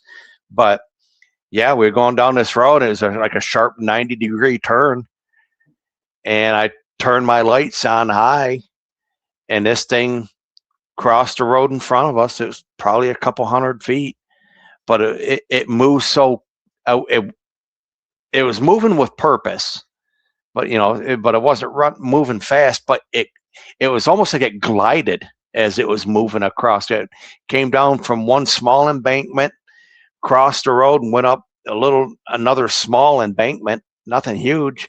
It was just like it was freaking levitating. It was moving, but you could see enough detail to know that one, it wasn't a deer, and two, it Yeah, was it was something a little more special than that. And yeah, we're like, holy shit! Like, we just continued driving. I was like, I'm not going to turn around. yeah. We drove. We went through a couple sets of S turns, and as soon as we got a last set of S turns, which was probably less than a quarter of a mile from where this thing was at, there were uh, a mother deer and her fawn from that year playing Yeah. in the middle of the road. So I'm almost thinking it was tracking them, Oh, it could but have been. paid us no mind. The deer Yeah. weren't flipping out or anything like that. So, Thanks. that You was the know. last time, you know. Yeah. Now I've And run then, across orbs now, which is kind of cool, but oh yeah. Well, I was just gonna show you, like, my ex years ago when all this stuff, the craziest stuff, and why I really got into this is when I moved to Long Island for 12 years. See, in the mhm, city, you don't see as much, maybe because all the people, the lights, everything, it's a different kind of thing. It's noisy. You can't hear disembodied voices here because it's just noisy everywhere. Long Island right. was a whole different ball game. And so one of my exes who could kind of see auras said to me one day, I was just sitting there and he was playing a game on his phone and he must have turned it off, put on the camera and goes, "Hey." And I turned around and he snapped a picture. He goes, "Look at this shit." And it's on my look what's sitting under my chair, and it has like almost like a face. You can't see it good here, but it's on my post. Like it's on my Oh, what is that? it is a crazy blue orb that looks like it has legs and arms and a face and all sorts of things. But Oh, anyway, weird. he he could like he knew something was there and he snapped a picture, and then when he looked at it, he goes, wow, like he just sees a light, but he's like, yeah, it's a light, but it's freaking glowing and it's glowing blue. And when he showed it to me, I just couldn't believe it. It's on my community page on my posts, if you want to look Mm. at it a few down. And yeah, so um and it's funny enough that I was on a live stream, and someone else, I'll have to find that picture and link those two. I was on a live stream, and I wasn't in the backyard. I was in my front, um, the door was behind me, so the door had a window. So I was in my front little place where I would hang out and do my live streams because it was quiet. I made the little, like, when you walk into a house and then you would open a door. There's just like a little spot where you'd put your rain boots, and then you'd open the door and go in the house. So that Mm. little spot there, I made my little office, and we always went in the side door. So we didn't use that because it would go right into my bedroom. And I'm like, well, I don't want people from the front door coming in my bedroom, So I just closed it off. I just locked that door, made the back of it my closet, and I just used that front spot for a little office. So you could see the front of my house through the window. I was on a live stream, and a girl sent me a screenshot, and it was bigger, and it was a little blue glowing square person. Mm. And I was like, what is this blue thing that's following me? I didn't know. But in Long Island, I had the craziest stuff. Actually, I have like, I don't know, 105 paranormal exploration videos where I just went anywhere. Anywhere in Long Island, I could catch something. Anywhere. I was walking one day, I heard a disembodied voice say, hey. I went back there with a camera and my SB7. And holy crap, what I got. I caught this big black thing coming at me Oh, on jeez. film. I didn't see it with my eyes, but it actually blacked out 'cause I was sitting across the street from where I heard the disembodied voice. So where I heard the Oh, wow. disembodied voice was where there was where the firemen practice to climb up things and all this stuff. So it was like one of those. It was just a gate with all this stuff where you climb and for firemen to practice.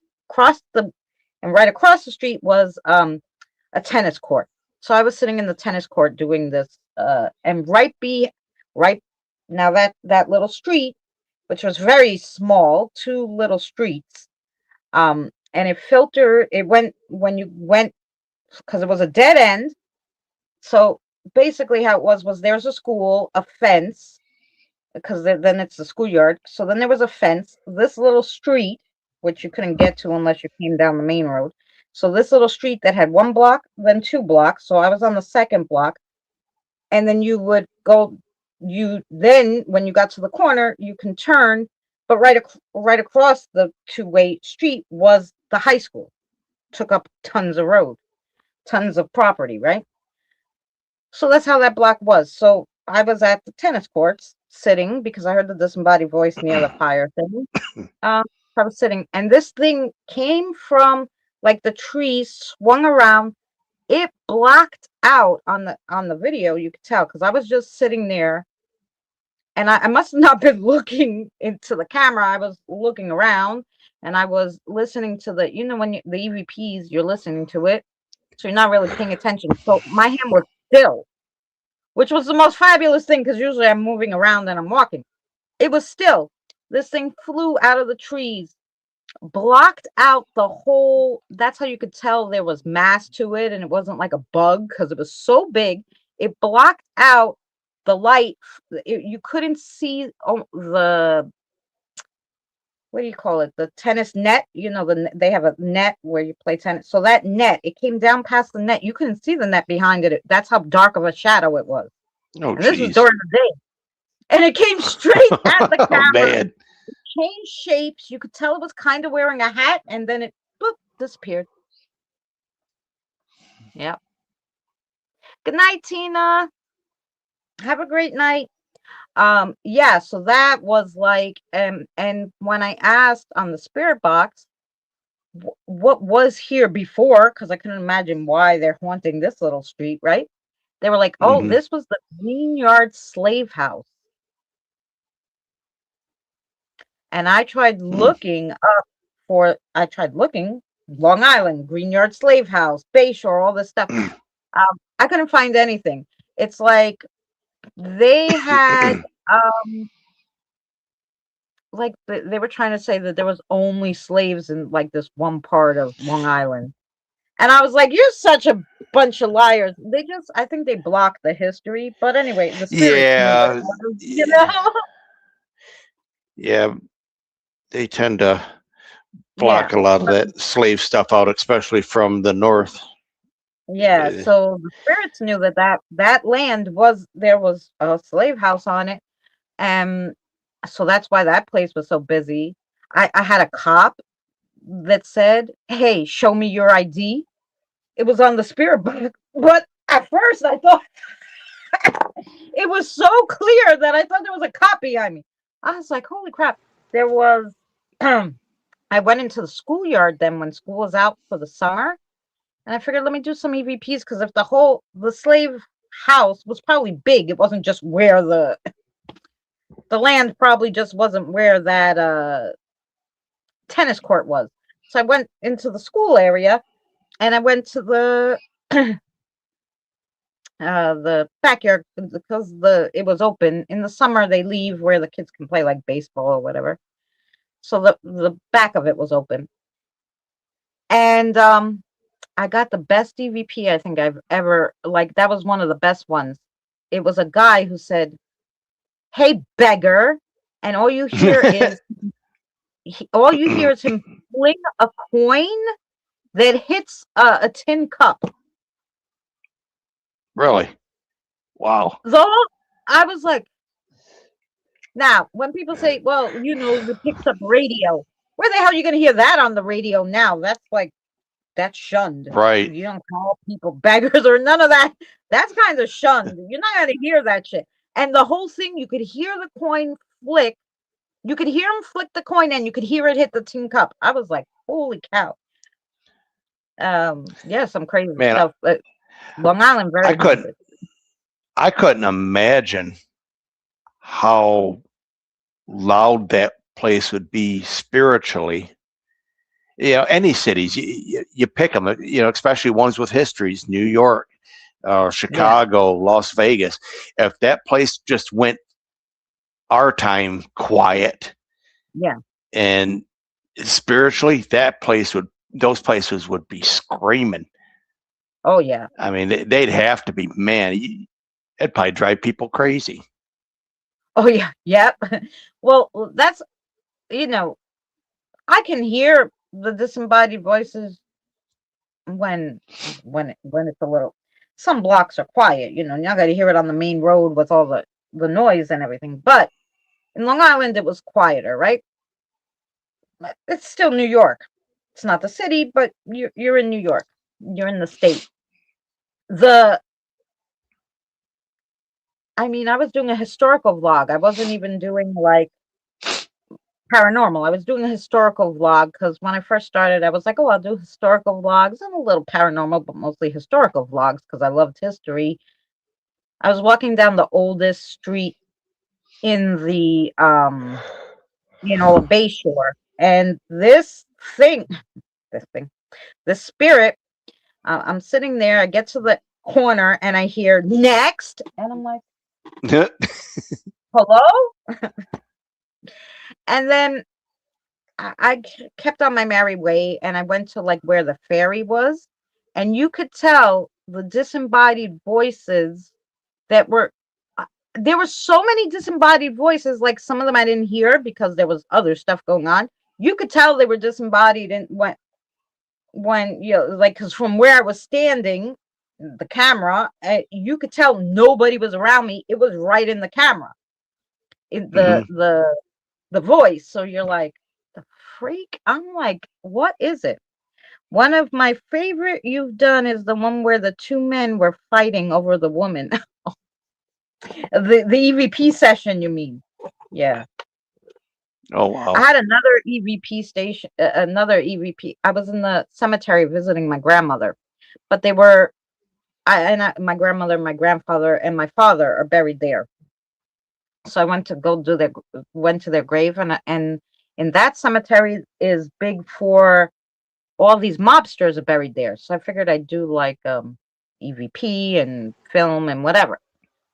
But I couldn't do any of that because when I got there, they were mowing the lawn right near my grandmother's and my grandfather and my father's grave. So I said, "Oh, I'll wait till they finish." So I went and sat near the crematory.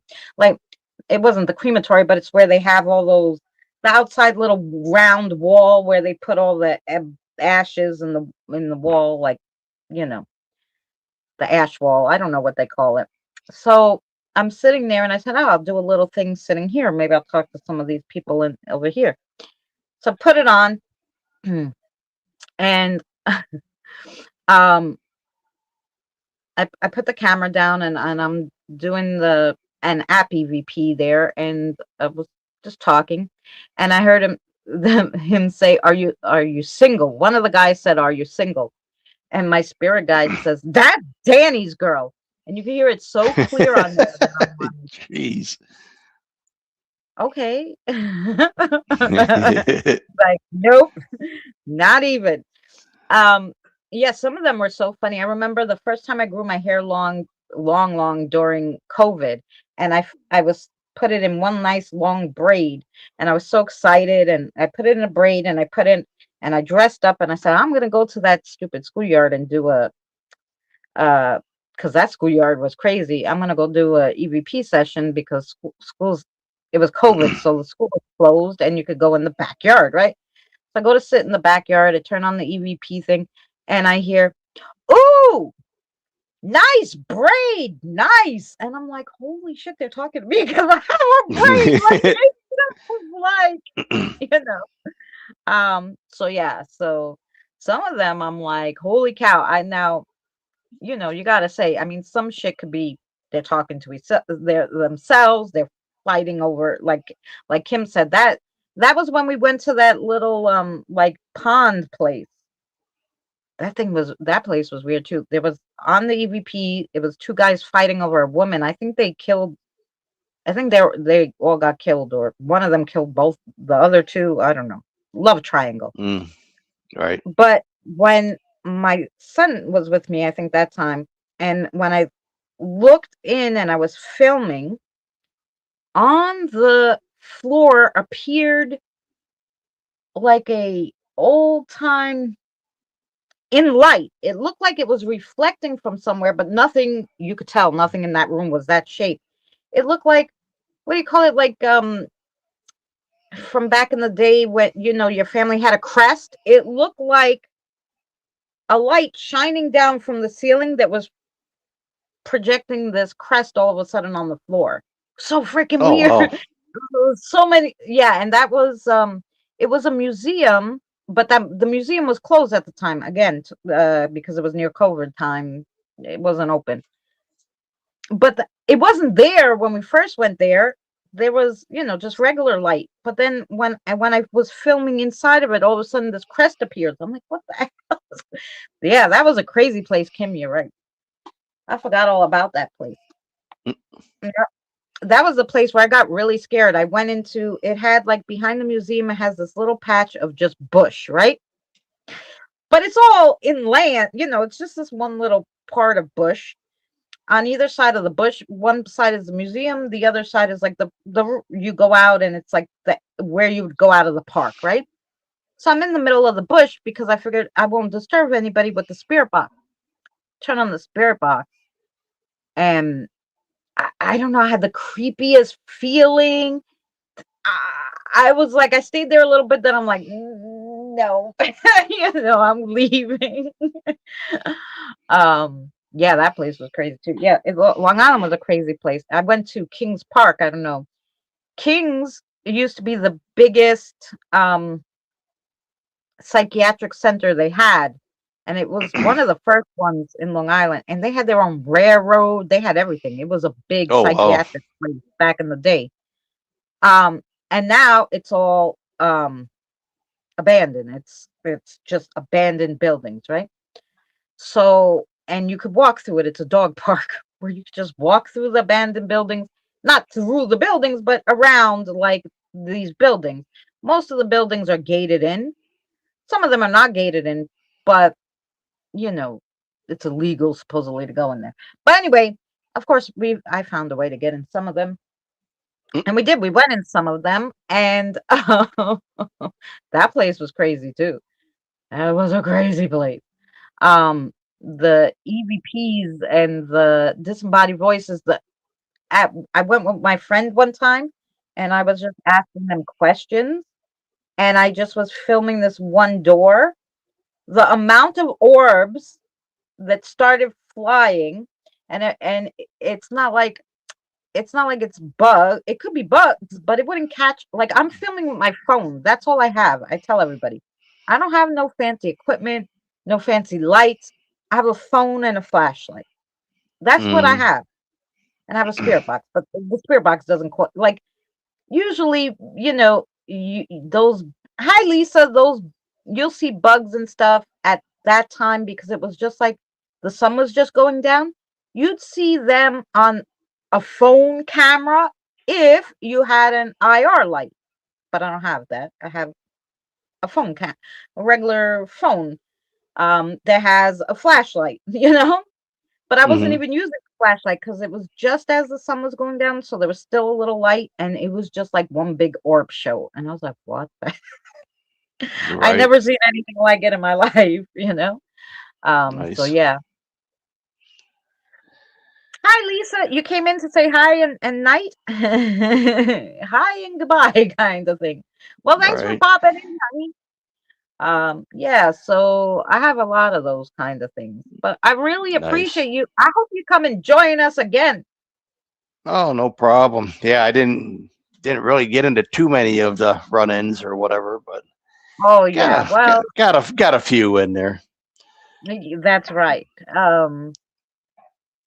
Yeah, but it's always nice conversation. I did. It was an exhausting day. Well, you know what? Watch us back. Interesting if you like to talk about cryptids. When you're up, relaxing with your feet up, okay, girl? Uh, so yeah, so one day we'll have to do this again, Sure. and tell some more experiences. Maybe we could have Yeah, I'd love Eddie to get join. into. We'll Oh, have a that'd be whole group fun. fun. I'd love Yeah. to get into a little bit of the paranormal stuff, because man, I've had Yeah, some that'd be I've had great. some pretty cool stuff like that. Is Yeah, I'll tell you the story about how I got kicked in the chest one day and all that stuff, Ed. It's pretty trippy in regards to paranormal stuff. You'll get a kick Oh out of it. yeah, okay, so we'll do paranormal. Tell me that. I'll tell you about the time I got attacked. We'll have a Yeah, paranormal one. yeah, Oh no yeah, we'll problem. bring Just up shoot me an Eddie and email. some paranormal Yep. experience. Oops, did you Yeah. freeze? No, I can't see who that is. Robert. Yeah. Take care. Robert, yes, good Ho- night, hope you. Robert. I hope you all enjoyed the show, man. It's been a trip the past few decades here. Yeah, I hope everybody had fun. Look, we had 23 at one time, and hey, we stayed 18 most of the time, so that's pretty good. 18 people Yeah. listened Good. to us talking for 2 hours, so Yeah. they must have Yeah. enjoyed it. So thank you so much. I hope you come again soon. And like I said, we'll plan something with you, me, and Eddie, and we'll do a paranormal experience night. Um, you guys the next time I'll be live will be Saturday again after the girls. Around 6:15 Eastern Standard Time with Danny. So come join us for some paranormal fun with Danny and I on Saturday. And thanks to everybody who came by and hung out with us yesterday on our tarot card night. We had some good readings and it was fun hanging out. So I appreciate you guys. And I'm gonna put on the outro so we can um say goodnight. No, we don't want I'll be right back. We want we're gonna end. There we go. Wow, there's one of them that says end. An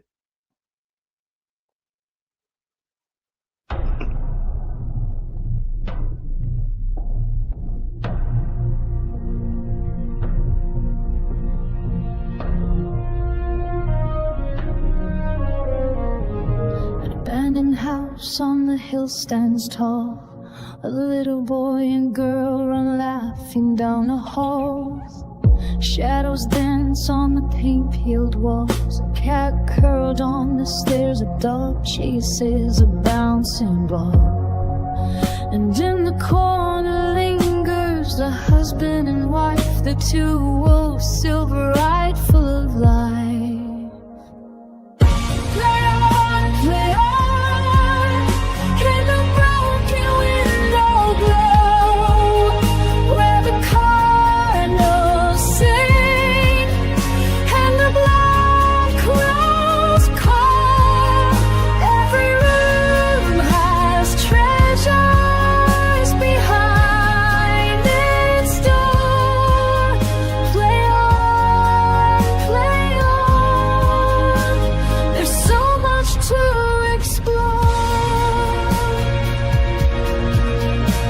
The bathtub's brimming water, strange ripples come alive. A baby octopus drifts and dangled where fish dive. Cobwebs crown the kitchen, the cupboards are lined with dust. Ants march on the counter where the coffee brews for us. Play on, play on.